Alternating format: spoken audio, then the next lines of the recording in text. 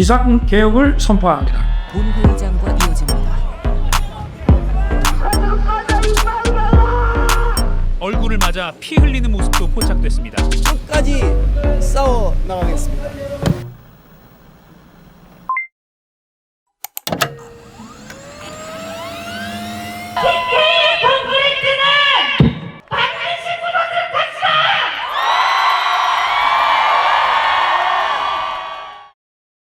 윤석열 그 자체. 윤석열과 그 내란 동조 세력들은 윤석열 정권의 윤석열이라고 하는 사람이 가진 윤석열이라는 사람과 비슷한 윤석열 대통령의 관기, 그리고 윤석열이 윤석열은 대통령 자질이 안 되는 것 같아요. 내란 숙의 윤석열 전 대통령은 자격이 없는 사람이 가장 먼저 이제 내란 사태가 발생한 원인이라 한다면은 윤석열 그 자체, 그리고 그 윤석열이 당선이 될 수 있었던 사회, 그것을 첫 이유로 꼽고 싶고요. 윤석열의 주변을 이루는 것들 다 약간 서울대, 법대 나온 엘리트들 위주로 구성되어 있고, 자기들만의 이제 환경 속에서 서로 구르고 고이고 하다 보니 영향을 많이 받았겠다 싶기도 하고요. 우선은 윤석열 개인의 책임을 좀 명백하게 이야기를 해야 한다. 그렇게까지 엉망인 인간일 거라고는 저희가 상상을 못했었잖아요. 국민이 위임한 권한을 자의적으로 해석해서 남용을 한 것이고요. 정확하게는 권한이 아니고 권력을 남용한 것이라고 보여집니다. 그래서 그 전에 거부권을 행사한다던가 이러한 행태들은 사실은 대통령이 가지고 있는 올바른 권한의 행사였는데, 이번 계엄선언 같은 경우는 명백한 위법 행위지 않습니까? 이것은 오바한 권력의 횡포다, 이렇게밖에 얘기할 수는 없을 것 같아요. 그것을 대통령의 권한 행사다라고는 보여지지 않고 이미 헌재에서 그런 판결도 나왔고요. 개인이 그 정도의 일을 치를 수는 없으니 동조 세력, 그 다음에 이후에 보여진 정치권의 행태, 이런 것들을 언급하지 않을 수가 없습니다. 앞서 윤석열 대통령의 권한의 문제하고도 일맥상통한다고 볼 수 있는데, 국민의 공복이라고 보통 불려지는 공무원들과 국민들의 선출 권력인 국회의원들은 사실은 그들에게 저희가 권력을 위임한 것은 아니라고 생각을 하거든요. 국민을 대신해서 정치를 할, 그러니까 나라를 다스려줄, 국민의 삶을 행복하게 해줄 여러 가지 권한들을 위임한 것이지, 그들에게 힘, 권력을 준 것은 아니라고. 권력은 언제나 주권은 국민에게 있으니까요. 그런데 그들은 그것을 권력이라고 오만하게 판단을 한 것 같고, 할 수 있으니까 그 권력을 휘두른 거라고 생각을 하거든요. 그래서 윤석열과 그 내란 동조 세력들은 결코 민주주의자라고 볼 수 없다. 그러니까 반민주주의자들이 벌린 행태 정도로 저는 생각을 하고 있습니다. 윤석열 정권의 독재 야욕이라고 생각합니다. 그것이 가장 큰 원인이라고 생각을 하고, 정권 내부에 문제점이 있는데, 자신의 입맛에 맞는 인사를 남발을 했고, 그 기반은 검찰의 카르텔이었다고 생각을 합니다. 자기 입맛에 맞는 이제 검찰 출신의 인사들을 정부 각처의 어떤 전문성이랑은 관련 없이 고루고루 등용을 하면서 대통령 자신에 대한 어떤 충성심으로 가득한 인사들이 배치를 함으로써 대통령의 뜻에 맞는 그런 정치를 하려고 했는데, 정부 각처에서 자정작용이 일어나는 것이 아니라, 그리고 전문성을 가지고 정치를 하는 것이 아니라 그저 대통령의 어떤 그런 한방, 어떤 그런 생각으로 좌지우지되는 그런 정부였다고 보고요. 윤석열이라고 하는 사람이 가진 엄청난 권위주의적인 성격이 한몫했다고 생각을 하는데요. 이 사람이 단 한 번도 이렇게 1등이 아니었던 적이 없는 그런 상황에서 자신의 정치적인 생명력이 흔들리고 여러 범죄들이 드러나면서 영향을 뒤집기 위해서 계엄을 시도했다, 이렇게 보여지는 것도 있고, 이 국민의힘이라고 하는 정치 세력이 극우 세력과 손잡은 것도 이 내란 사태를 만드는 데 한몫했다고 생각을 합니다. 사실 8년 전에 박근혜가 탄핵되던 때에도 상황이 비슷한 것 같았는데 조금 달랐거든요. 이름을 자유한국당으로 바꾸면서 나름 쇄신을 하려고도 하고 그랬지만 결국에 내부는 똑같았고 이게 반복이 되었는데 오히려 거기에 정광훈을 필두로 하는 극우 세력이 붙었는데 그 극우 세력이 주장하는 예를 들면 부정선거 이런 것에 대해서 그 어떤 입장을 내놓지 않으면서 정치 세력이라면 당연히 부정선거는 없었다고 명백히 이야기를 해줘야 되는데 그것이 아니라 저 극우 세력의 주장을 그대로 둠으로써 저 세력이 활개를 치게 만들고 나중에는 그들과 결탁해서 윤석열의 계엄령을 계몽령이라고 미화하는 수준까지 가지 않았나 싶은 생각이 들고요. 윤석열이라는 사람은 자기중심적이고 권력중심적이고 자기 생각과 다르면 배척하고 적으로 만들고 인간의 끝없는 어떤 권력욕이랄까 아니면 무력 이런 게 정말로 무섭다라는 그런 생각도 좀 했습니다, 사실. 윤석열이라는 사람과 비슷한 독재적 사고를 가진 사람들, 이 권력을 가지면은 그렇지 않다 하더라도 환경이 그렇게 만들어지면은 기득권을 지키기 위해서 내가 더 권력을 더 길게 잡고 싶은 그런 욕망이 강해지는 건 아닌가 하는 생각이 들어서 요번에 같은 경우는 특히 그 충암고등학교 동문들을 중심으로 해가지고 그 군대에서는 높은 지위까지 올라갔던 그런 장군급들 그리고 그 행정부라든지 입법부에도 그렇게 동조하는 기회주의적 성향이 굉장히 강한 그런 사람들이 뜻이 이렇게 모아져서 나는 이런 사태를 만들지 않았나라는 그런 생각이 듭니다. 좀 윤석열이 대통령 되기 전인 후보 시절부터 그 민주당이나 문재인 정부에 대한 혐오 발언들을 막 쏟아내고 그랬었거든요. 그리고 대통령 임기가 시작된 이후부터는 정부하고 자신의 의견에 반대되는 세력은 공식 석상에서도 반국가 세력으로 규정하면서 반감을 감추지를 않았었던 것 같아요.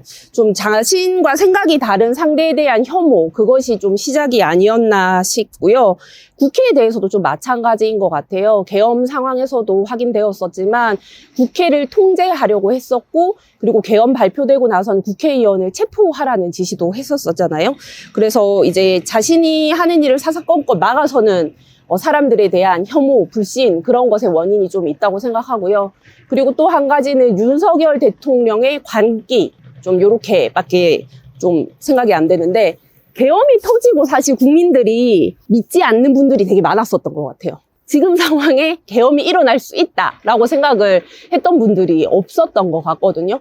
그래가지고 이거는 좀 개인의 일탈, 좀 윤석열의 관기, 또 자신의 치부가 이제 드러날 위기 상황에서 최후의 발악? 뭐 이런 게 아니었나 싶고요. 혐오 정치로 일단 시작한 정권이잖아요. 혐오 정치로 시작을 하다 보니까 점점 약자를 배제하기 시작을 했잖아요. 그렇다 보니까 약자들이 갈 곳이 없어지고 그러면서 혐오 정치에 이어서 복지의 부재가 되니까 뭐 복지 정책도 그렇지만 그렇게 사회적인 활동을 할 수 있는 공간이 점점 줄어들다 보니까 이 사람들이 오갈 데가 없어지니까 점점 고였다라고 생각을 하거든요. 그렇다 보니까 그런 거에 대한 부정적인 거라든지 그게 다음 단계 양극화를 시작한다던가 아니면 아예 정치에 대한 무관심으로 이어진다던가 그렇게 이어지다 보니까 이게 내란 사태를 발생시키지 않았나. 그리고 윤석열이 계엄령 선포를 할 때 반국가 세력을 척결하겠다라고 선포를 했었잖아요. 그것을 너무 명확하게 보여준다고 생각을 합니다. 어떤 불안과 혐오를 동력으로 삼아서 그런 갈등을 조장하는 극우 세력의 득세가 원인이라고 생각을 합니다. 그 극우 세력들의 주적이라는 것이 12월 3일 전에는 북한이었는데 12월 3일 이후에는 중국이 되었다라는 생각을 하게 된 거예요. 이들은 이런 혐오를 늘 동력으로 삼아 와서 그 세를 키웠다는 거예요. 보통 이런 이야기를 할 때 좀 철지난 이야기라거나 아니면 노년층만의 문제이다라고 생각하기 쉬운데 절대 간과해서는 안 되는 것이 이 청년 극우 세력이라고 생각을 하거든요. 그들은 뭐 온라인 상에서 10여 년 전부터 사실 그런 논리들에 동조해서 뭐 5.18의 북한 개입설이라던가 그런 것들 꾸준하게 음모론을 제기를 해오고 있었고 네, 그것이 지금에 와서는 온라인에만 머물러 있었던 그런 극우 청년 세력들이 밖으로 나와서 뭐 여러 가지 뭐 폭동이나 아니면 시위대에 조롱을 하고 간다거나 그런 것들 발생하고 있고, 또 그때는 커뮤니티 중심이었다면 지금은 또 유튜브로 옮겨가서 그런 거짓 뉴스나 선동들을 일삼는 극우 유튜버들이 또 이런 극우 세력들을 키웠겠다라는 생각을 했습니다. 아무래도 제가 장애 당사자이다 보니까 제가 속한 공동체 안의 이야기를 좀 할 수밖에 없을 것 같은데, 윤석열 정부는 집권 전부터 사실 국민의힘의 기조였던 장애인 이동권 시위에 대한 반응이 일반 국민과 대립시키면서 그것을 불법이다라고 얘기를 하면서 계속 혐오와 갈등을 조장해 오는 그런 분위기를 계속 끌고 갔다라고 생각이 들어요. 그래서 계속 약자들의 목소리는 점점 더 죽이고, 결과적으로 윤석열은 복지 예산도 엄청나게 절감을 하면서까지 계속 더 부자들에게는 더 잘 해주는 그런 모습들이 있어서, 그런 것이 계속 쌓이다 보니까 윤석열은 일반 모든 다수의 국민들의 사정이나 이런 것을 잘 생각하지 않는 본인의 어떤 힘만을 추구하는 그런 모습 때문에 내란 사태가 일어나지 않았을까, 저는 그렇게 생각을 했고요. 민주주의에 대한 이해와 철학이 없는 자가 분에 넘치는 자리에 앉아서 자신도 감당할 수 없는 권력을 차지하고 있었기 때문이라고 봅니다. 어느 나라든지 최고 권력자는 국민이 위임한 권력에 대해서 무거운 소명의식과 또 역사에 대한 책임을 다해야 하지만, 불행하게도 내란 숙의 윤석열 전 대통령은 이 모두를 도외시했고, 심지어 권력을 자기가 하늘로부터 부여받은 특권이나 소유물로 생각한 것으로 보입니다. 참으로 안타까운 현실입니다. 우리 사회를 뒤덮고 있는 각 계층 간의 갈등, 또 심화된 빈부 격차, 기회불균형에 대한 불만, 또 저성장이 불러온 경제 침체로 인한 미래에 대한 불안 심리, 정치적 극단 심리와 특정 종교의 정치 세력화, 심화 등이 무시할 수 없는 원인이라고 보입니다. 자격이 없는 사람이 대통령이 됐다는 생각을 지울 수가 없어요. 말하자면 국민의힘이 내세운 대선 후보라서 당선이 된 그런 사람인 것 같아요. 정치적인 비전이나 뭐 정치인으로서의 능력을 검증했다든지 신용이 있다든지 그런 사람이 아니라 단순히 뭐 아무것도 증명한 적이 없는 사람이 특정 당의 대선 후보였고, 그 때문에 당선이 됐다라고 생각을 하는데요. 비상계엄 선포도 굉장히 놀라운 일이었지만, 저는 개인적으로는 무능한 사람이 일으킨 군사 쿠데타라서 다행이다라고 생각하는 지점도 있습니다. 그럼에도 불구하고 불법 계엄 선포가 4개월에 걸친 내란 사태로 발전할 수 있었던 것은 극우 유튜버들과 가짜 뉴스를 이용한 여론 조장이 아니었나 생각을 합니다.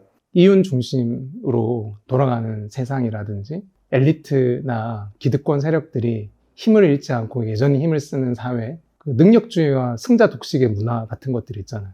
이런 것들이 종합적으로 아주 윤석열과 윤석열들에게 좋은 신호를 계속 주고 왔다고 생각해요. 뭐 이렇게 해도 되지 않을까? 이렇게 해도 되지 뭐. 우리가 뭐 다 이긴 싸움인데 뭐 이렇게 해도 되지 않을까라는 시스템이 만들어져 왔고, 덜 나쁜 놈 그걸 갖다가 그래도 민망하거나 아니면 최소한의 도덕적 기준에 있어서 꺼내지 못하는 인간이 있는가 하면 윤석열과 윤석열들처럼 그런 것들을 아예 대놓고 꺼내놓고 마음껏 내가 가진 권력을 누리는 그런 무리도 생겼다고 생각해요. 그래서 이런 윤석열 만든 체제들이 아직 여전히 있기 때문에 좀 걱정이 좀 많이 되고요.